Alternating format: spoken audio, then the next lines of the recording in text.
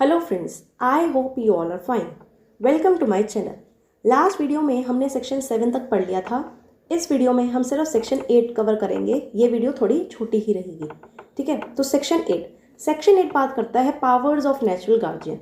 हमने पढ़ लिया था नेचुरल गार्जियन कहाँ डिफाइंड है, सेक्शन 6 में, ठीक है। वो कौन होता है, फादर होता है, फिर उसके बाद मदर होती है। किस केस में, बॉय और अनमैरिड गर्ल के केस में, ओके। बट इलेजिटिमेट के केस में क्या है वो आप मेरे को कमेंट सेक्शन में बताना, ठीक है, कि इलेजिटिमेट बॉय और अनमैरिड गर्ल के केस में नेचुरल गार्जियन कौन होगा, ठीक है। अब हम सेक्शन 8 पढ़ते हैं। Powers of natural guardian. Power क्या होती है नेचुरल गार्जियन की। द नेचुरल गार्जियन, पहले हम फर्स्ट सबसेक्शन पढ़ते हैं, subsection 1। The natural guardian of a Hindu minor has the power subject to the provisions of this section. कह रहे ठीक है, नेचुरल गार्जियन के पास पावर तो है, पर एक बार इस सेक्शन को ध्यान में दे लो, ठीक है। ध्यान में रखो इस सेक्शन को, फिर तुम्हें हम पावर्स बता रहे हैं। To do all acts which are necessary और reasonable and proper for the benefit of the minor. अभी मैं सिर्फ सेक्शन की रीडिंग कर रही हूँ। ऑफ द माइनर और फॉर द रियलाइजेशन, प्रोटेक्शन और benefit of the minor's estate, but the guardian can in no case bind the minor by a personal covenant. The natural guardian shall not without the previous permission of the court.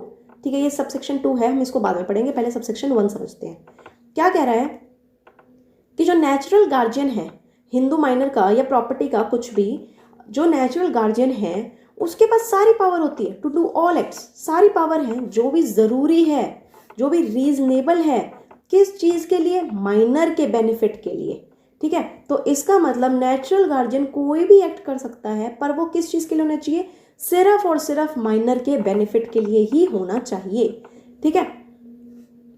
But the guardian, ये भी important है, can in no case bind the minor by personal covenant. इसका मतलब क्या है, पहली बात कि गार्जियन जो भी काम करेगा उसके बेनिफिट के लिए करेगा, वो उसको बाइंड नहीं कर सकता। But the guardian in no case bind नहीं कर सकता पर्सनल कोविनेंट से, कि अगर गार्जियन का खुद का कोई पर्सनल ऑब्लिगेशन है ना, तो वो ना माइनर से क्लेम कर सकता है वो चीज़, ना माइनर की प्रॉपर्टी से क्लेम कर सकता है।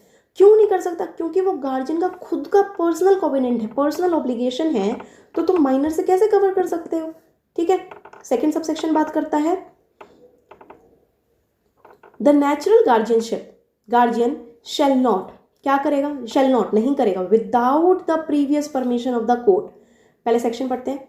मोर्गेज और चार्ज और transfer by sale, gift, exchange और otherwise any part of the immovable property of the minor, और lease any part of such property for a term exceeding 5 years और for a term extending more than 1 year beyond the date on which the minor will attain majority। क्या बोल रहा है, देखो कह रहा है कि कोई भी नेचुरल गार्जियन क्या है, उसकी प्रॉपर्टी को ट्रांसफर वगैरह नहीं करेगा कोर्ट की बिना परमिशन के। मतलब अगर माइनर की प्रॉपर्टी के साथ अगर कोई भी छेड़खानी हो रही है, अगर माइनर की प्रॉपर्टी के साथ अगर कोई भी छेड़खानी हो रही है, पहले उस गार्जियन को कोर्ट की परमिशन लेना कंपलसरी है, ठीक है। किस रिगार्डिंग छेड़छाड़ हो रही है प्रॉपर्टी के साथ, भाई जो गार्जियन है उसको मोर्गेज करना चाह रहा है, चार्ज पे करना चाह रहा है, ट्रांसफर करना चाह रहा है सेल से या गिफ्ट से, या एक्सचेंज करना चाहता है, या कुछ भी माइनर की प्रॉपर्टी के रिगार्डिंग, तो पहले तुम्हें कोर्ट से परमिशन लेनी पड़ेगी। किसको परमिशन लेनी पड़ेगी, नेचुरल गार्जियन को लेनी पड़ेगी, ठीक है। Second, lease any part of such property for a term exceeding 5 years। अगर मेरे को कोई पार्ट लीज पे देना है उसकी प्रॉपर्टी का रिगार्डिंग, और वो जो टर्म है वो 5 years तक है, ठीक है, 5 साल तक का मेरे को लीज पे देना है उसकी प्रॉपर्टी माइनर की, तो मेरे को यहाँ पे क्या लेनी पड़ेगी, कोर्ट की लीव लेनी पड़ेगी, मतलब कोर्ट की परमिशन लेनी पड़ेगी, ठीक है। और for a term extending more than 1 year beyond the date on which the minor will attain majority, कि जब माइनर अब मेजर होने वाला है, ठीक है, उसके बियॉन्ड मेरे को 1 साल तक उसकी प्रॉपर्टी लीज पर अगर देनी है, इस केस में भी मेरे को कोर्ट की क्या लेनी पड़ेगी, कोर्ट की लीव लेनी पड़ेगी। किसको लेनी पड़ेगी, नेचुरल गार्जियन को, ठीक है। आगे देखते हैं।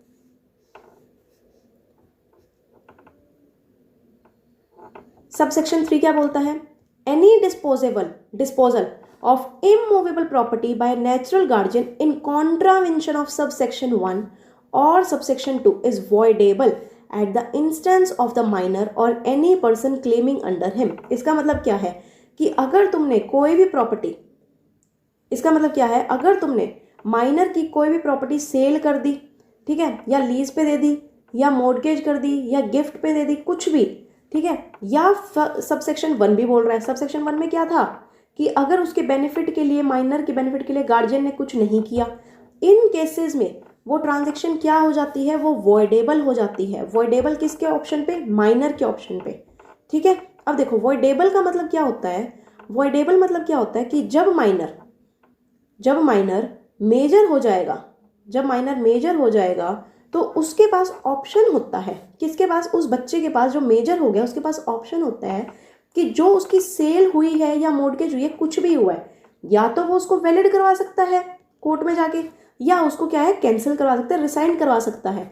ये चीज़ होती है वॉइडेबल। तो वॉइडेबल में 2 ऑप्शन हो जाते हैं कि जब मैं मेजर हो जाऊंगा तो या तो वो ट्रांजेक्शन में मैं कुछ नहीं करवा रहा तो वो वैलिड रहेगी, वरना मैं जाके उसको कैंसिल भी करवा सकता हूँ, ठीक है।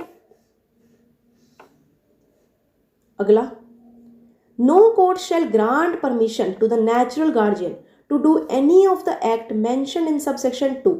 हमने बोला कि कोई भी कोर्ट परमिशन नहीं देगा, ठीक है, किसके रिगार्डिंग, कि तुम प्रॉपर्टी को ना सेल करोगे, मॉर्गेज वगैरह कुछ नहीं करोगे, ठीक है, कोई कोर्ट परमिशन नहीं देगा। पर हाँ, कोर्ट परमिशन दे सकता है अगर नेसेसिटी है या एविडेंट एडवांटेज है माइनर को।